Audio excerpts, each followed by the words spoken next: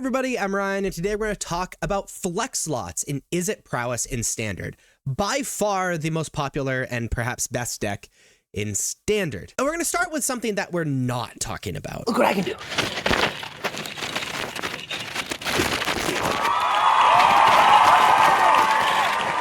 These are the non-flex slots. These are the cards that if you're playing this deck, you are bought into playing. These 51 cards in the main deck and these 2 cards in the sideboard. But what this video is actually about is what cards do you play in the 9 leftover slots in the main deck and the 13 leftover slots in the sideboard. Well, these are your common options. You have about 22 choices for the main deck to fill those 9 slots and 34 choices for the 13 slots in the sideboard. So let's talk about these cards. Number 1 is Into the Floodmaw. You can play up to 2 more Into the Floodmaw. Into the Floodmaw is a 1-mana instant. Gift target tap fish, where you can give your opponent a 1/1 blue fish as you cast it and have it return target creature an opponent controls to its owner's hand. If the gift was promised, instead return target non-land permanent an opponent controls to its owner's hand.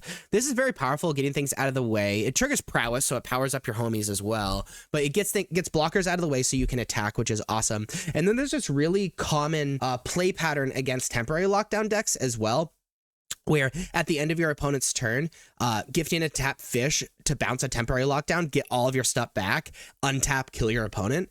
It makes temporary lockdown really awkward to play against this deck when otherwise it would be insane against prowess. You can play do Spell Pierce. Spell Pierce is a 1-mana instant counter target non-creature spell unless its controller pays 2. Having very, very cheap interaction against these non-creature spells, again, being able to counter things like Split Up and Temporary Lockdown and Removal and Lightning Helix or whatever, is all very, very powerful. And have it being cheap is also really important because we both want to cast a lot of spells, and also we don't want to have to leave mana up when we pass our turn. You play up to 4 Torch the Tower. Torch the Tower is a 1-red instant with Bargain, meaning you can sacrifice an artifact, enchantment, or token as you cast this spell. Torch the Tower deals 2 damage to target creature or planeswalker. If the spell was bargained, instead it deals 3 damage to that permanent, and you scry 1.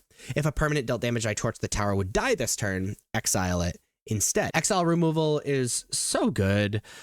You can bargain it reasonably easy as well in this deck. There's a lot of tokens and whatnot, and just having this burn and exile removal can stop a lot of really scary stuff, and just 1-mana removal in general is powerful.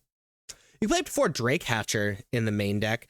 Drake Hatcher is a 2-mana 1/3 with Vigilance and Prowess. When this creature deals combat damage to a player, put that many incubation counters on it. And you can remove 3 incubation counters from the creature, create a 2/2 blue Drake creature token with flying. This card is really awkward to block because you kind of have to block it or else they're going to start going super, super wide. 3 toughness is insane in this deck, especially since it has prowess and we have a lot of instant speed ways to trigger prowess. So a lot of the damage based removal can't kill it. And it's also a really good blocker. This is just a really, really solid card, especially if you are getting through and especially alongside Monstrous Rage. Play up to 2 Thundertrap Trainer. Thundertrap Trainer is a 2-mana 1/2 with Offspring for 4 mana, meaning if you pay an additional 4 mana, you get a 1/1 token copy of Thundertrap Trainer. And when this creature enters, look at the top 4 cards of your library. You may reveal a non-creature non-land card from among them and put it into your hand. Put the rest in the bottom of your library in a random order. Most of our deck is non-creature non-lands, to be totally honest. And so this is actually really good against decks that you're going really late against. Being able to pay 6 mana, which does happen, and apply 2 threats, and also get 2 cards in your hand that are very powerful. Really, often we're only a card or 2 away from killing our opponent. Is really good. The downside of this card is it's not very aggressive. Playing it on turn 2 feels kind of bad. You can play up to 2 Abrades. Abrade is a 2-mana instant. You can choose 1, deal 3 damage to target creature, destroy target artifact. The damage-based removal is solid. Getting blockers out of the way is always great. Destroying the target artifact is very good in the mirror matches, like against other Corey Steel Cutters and whatnot. You can play up to 4 Slickshot Show Off if you want to be hyper aggressive. Slickshot Show Off is a 2-mana 1/2 with Flying and Haste. When you cast a non-creature spell, this creature gets +2/+0 until end of turn, and you can plot it for 2 mana, where you may pay 2 mana and exile this card from your hand, cast as a sorcery on a later turn without paying its mana cost, and you can plot only as a sorcery. Slickshot Show Off is an incredibly aggressive card. The issue with it is damage-based removal is very good against it because we cannot prowess it up, its toughness up. It only pumps the power. However, we can plot Slickshot Show Off in a really cool way, where we can plot it in turn 2, then turn 3, cast Corey Steelcutter, and then Slickshot Show Off can be the second spell to trigger Corey Steelcutter the same turn it comes out, and then we still have a mana up, which is very, very powerful. And also, again, like, It's very aggressive. I also play up to 2. This town ain't big enough. This town ain't big enough. It's a 5-mana instant that costs 3 less if it targets a permanent you control. And it says return up to 2 target non-land permanents to their owner's hands. It's kind of neat because you can pay 5 mana and get 2 things out of the way and then jam, which is awesome. You can also target like your own Storm Chaser's Talon and get something out of the way of your opponents, which is also awesome, just for 2 mana. Or return 2 of your Storm Chaser's Talon, or protect your Quarry Steelcutter from things like a Braid. You know, it's all around pretty neat. So you're going to be selecting 9 of these 22 cards for your main deck, and then we're going to be selecting 13 cards for our sideboard. We've already talked about Into the Flood Maw. You can do that in the board. Again, we've already talked about Spell Pierce. You can play up to 2 Unable to Scream. Unable to Scream is a 1-mana enchantment that says enchant creature. Enchanted creature loses all abilities and is a toy artifact creature token with base power and toughness 0/2 in addition to its other types. As long as enchanted creature is face down, it can't be turned face up. It's very good against big blockers or major threats. It allows us to race. It allows us, I mean, they can chump block off of an Unable to Scream, but also this is one of the only ways, as like, it's a pseudo hard removal for a blue-red deck. Witness Protection is sort of like Unable to Scream. It's a 1-mana enchantment. I can enchant the creature. Enchanted creature loses all abilities and is a green-white citizen creature with base power and toughness 1/1 named Legitimate Business Person. Being a 1/1, it can't really block things for value, though it allows it to double block and contribute power to killing our creatures, which can be kind of awkward. But 1 toughness is also a little bit easier for us to deal with. So take that with a grain of salt. I personally think Unable to Scream's a little bit better, but some people are playing Witness Protection. You can play up to 2 Disdainful Stroke. Disdainful Stroke is a 2-mana instant counter target spell with mana value 4 or greater. Very good against decks that are going really big against us, like the Jeskai control deck. I talked about Drakehatcher.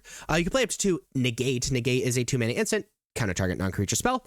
Very good against decks that are playing a lot of non-creature spells that are good against us, like things like Temporary Lockdown and Day of Judgment and stuff. You can play up to 2 Get Out. Get Out is a 2-mana blue, notably instant. Choose 1 counter target creature or enchantment spell. Return 1 or 2 target creatures and/or enchantments you own to your hand. This is a really interesting way to protect your own stuff. Also, being able to reset Storm Chaser's Talent like we can do with this town is really cool, and also being able to counter opponents' enchantments. So this is really good against decks like Domain, but also has some other very specific applications.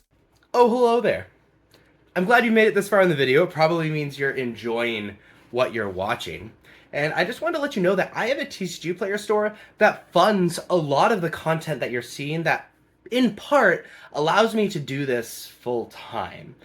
Because as you can see from my view count, I do not make enough money to be able to actually do this. So if these videos have helped you in any way, there's a few ways that you can support me beyond just like donating money, but things that you can get stuff back on.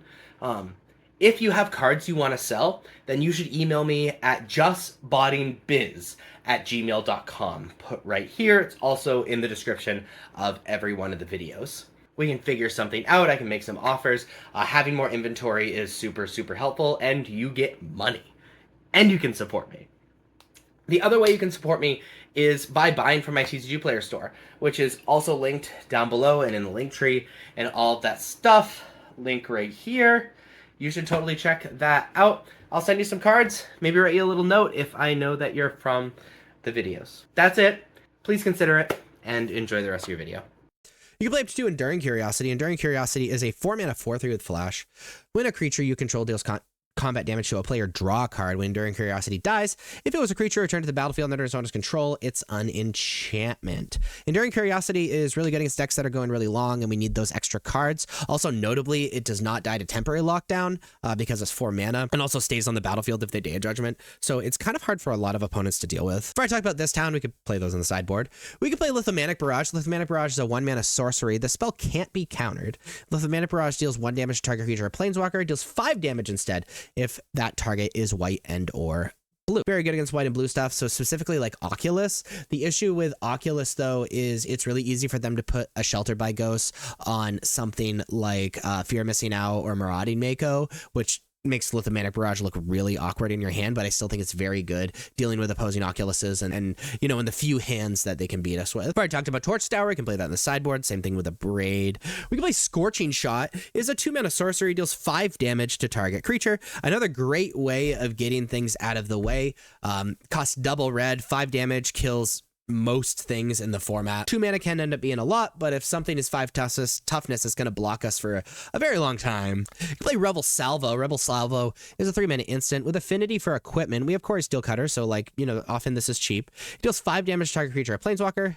That permanent loses indestructible until end of turn. So just another way, often easier to cast way than Scorching Shot to deal 5 damage. And Witchstalker Frenzy, which is slowly getting out of favor, but I still wanted to put this in this video, is a 4 mana instant. This spell costs 1 less to cast for each creature that attacked this turn. It deals 5 damage to target creature. So it has the same applications as Rebel Salvo and Scorching Shot.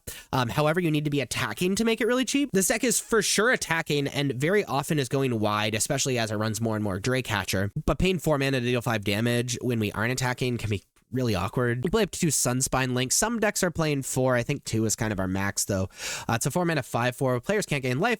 Damage can't be prevented. And when this creature enters, it deals damage to each player equal to the number of non-basic lands that player controls. This is an awesome threat. It stops things that have your opponent gain life, which can be kind of awkward for us because we really don't want to burn out. And also really good against decks that are being greedy with their mana base, like Oculus or Domain or Jeskai Control or whatever. You can play an additional Row Crackling Wit. Row Crackling Wit is a 4 mana planeswalker that starts at 4 loyalty.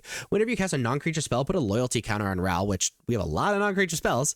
We can +1 to create a 1/1 blue and red auto creature token with prowess. Already great.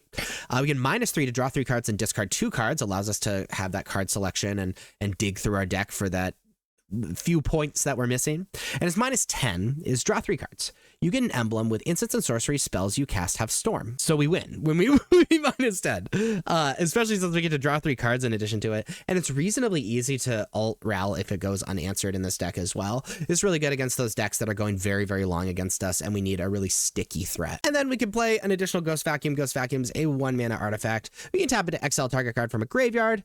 And we pay 6 mana and tap it to sacrifice this artifact. Put each creature card exiled with this artifact onto the battlefield under your control with a flying counter on it. Each of them is a 1/1 spirit in addition to its other types. Activate only as a sorcery. So this is a way to apply pressure to the graveyard and exist as graveyard hate, since there isn't a lot in blue-red decks, while also being a super late game.